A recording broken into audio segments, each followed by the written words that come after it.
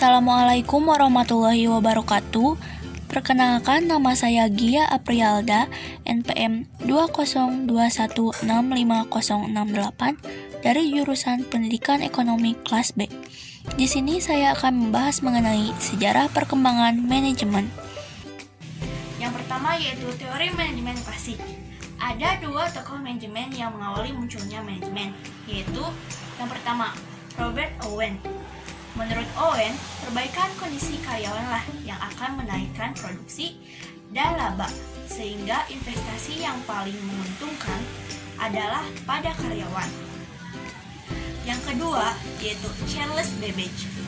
Charles Babbage mengatakan bahwa aplikasi prinsip ilmiah pada proses kerja akan menaikkan produktivitas dan menurunkan biaya. Yang kedua, teori manajemen ilmiah. Yang pertama, menurut Frederick Winslow Taylor tahun 1856 sampai 1915. Manajemen ilmiah menurut Taylor didasarkan pada beberapa langkah atau prinsip, yaitu yang pertama, mengembangkan ilmu atau sains untuk setiap elemen pekerjaan untuk menggantikan metode perkiraan yang tanpa didasari ilmu atau rule of thumb. Yang kedua, memilih karyawan secara ilmiah dan melatih karyawan untuk melakukan pekerjaan seperti yang telah ditentukan pada langkah 1. Yang ketiga, mengawasi karyawan untuk memastikan bahwa karyawan mengikuti metode yang telah ditentukan untuk mengerjakan suatu pekerjaan seperti langkah 1. Pengawasan dilakukan secara ilmiah. Yang keempat, kerjasama antara manajemen dengan pekerja ditingkatkan. Persahabatan antara keduanya juga ditingkatkan. Yang kedua, menurut Frank dan Lillian Gilbert pada tahun 1878 sampai 1972. Keduanya mengembangkan rencana promosi 3 tahap yang dituduhkan sebagai program pengembangan karyawan dan untuk menaikkan semangat kerja karyawan. Ketiga tahap atau posisi tersebut yaitu yang pertama, menyiapkan promosi, yang kedua, melakukan pekerjaan, dan yang ketiga, melatih calon pengganti. Tahapan metode Gilbert berpendapat bahwa seorang pekerja akan bekerja seperti biasa sambil menyiapkan promosi karir dan melatih calon penggantinya, sehingga pekerja akan menjadi pelaksana dan pelajar. Itu menyiapkan karir yang lebih tinggi, dan pengajar dalam arti mengajari calon penggantinya.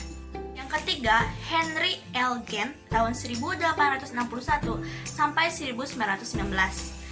Gantt menjelaskan mengenai kerjasama yang saling menguntungkan antara manajer dan tenaga kerja.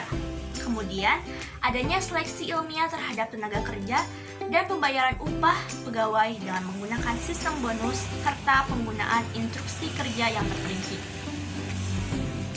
Kemudian, teori organisasi klasik. Yang pertama, menurut Henry Fayol tahun 1841 sampai 1925. Henry Fayol dikenal sebagai bapak aliran manajemen klasik karena upaya mensimatisasi studi manajerial. Pokok pikirannya itu ditulis ke dalam bukunya yang berjudul General and Industrial Management. Fayol membagi kegiatan bisnis dalam 6 kegiatan pokok yang saling berkaitan, yaitu yang pertama, teknis, yaitu memproduksi produk. Yang kedua, komersial, membeli bahan baku dan menjual produk. Kemudian yang ketiga, keuangan, mencari dan menggunakan dana. Yang keempat, keamanan, menjaga karyawan dan kekayaan perusahaan. Yang kelima, akuntansi, mencatat dan mengukur transaksi. Yang keenam, yaitu manajemen. Dari keenam kegiatan tersebut, Fayol memfokuskan pada manajemen karena menurutnya, manajemen merupakan kegiatan yang paling terlupakan. Fayol merupakan orang pertama yang mengelompokkan kegiatan manajerial ke dalam yang pertama, perencanaan, yang kedua, pengorganisasian, yang ketiga, pengarahan, yang keempat, pengendalian. Fayol percaya bahwa kegiatan manajemen mencakup keempat fungsi tersebut. Yang kedua yaitu Mary Parker Follett tahun 1868 sampai 1933. Follett mengembangkan model perilaku pengendalian organisasi di mana seseorang dikendalikan oleh 3 hal. Yang pertama, pengendalian diri dari orang tersebut. Yang kedua, pengendalian kelompok dari kelompok. Dan yang ketiga, pengendalian bersama dari orang tersebut dan dari kelompok. Forrest juga mengembangkan pengendalian dari beberapa bidang, seperti politik, ekonomi, biologi, dan pengendalian bersama, di mana pengendalian biologi bertemu dengan pengendalian politik dan pengendalian politik dengan ekonomi. Yang ketiga yaitu Chester L. Barnett tahun 1886 sampai 1961, di mana fungsi utama manajemen adalah perumusan tujuan dan pengadaan sumber daya yang dibutuhkan untuk mencapai tujuan. Kemudian pentingnya peralatan komunikasi untuk mencapai tujuan kelompok. Kemudian aliran hubungan manusiawi atau neoklasik. Aliran ini timbul karena pendekatan klasik tidak sepenuhnya menghasilkan efisiensi dalam produksi dan keselarasan kerja. Para pakar mencoba melengkapi organisasi klasik dengan pandangan sosiologi dan psikologi. Tokoh-tokoh aliran hubungan manusiawi antara lain Hugo Munsterberg dan Elton Mayo. Yang pertama, Hugo Munsterberg pada tahun 1862 sampai 1916. Hugo merupakan pencetus psikologi industri sehingga dikenal sebagai Bapak Psikologi Industri. Bukunya yaitu Psychology and Industrial Efficiency menguraikan bahwa untuk mencapai tujuan produktivitas harus melakukan 3 cara. Yang pertama, penemuan best possible person. Yang kedua, penciptaan best possible work.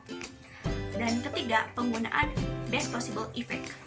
Yang kedua yaitu Elton Mayo, terkenal dengan percobaan-percobaan Hawthorne, di mana hubungan manusiawi menggambarkan manajer bertemu atau berinteraksi dengan bawahan.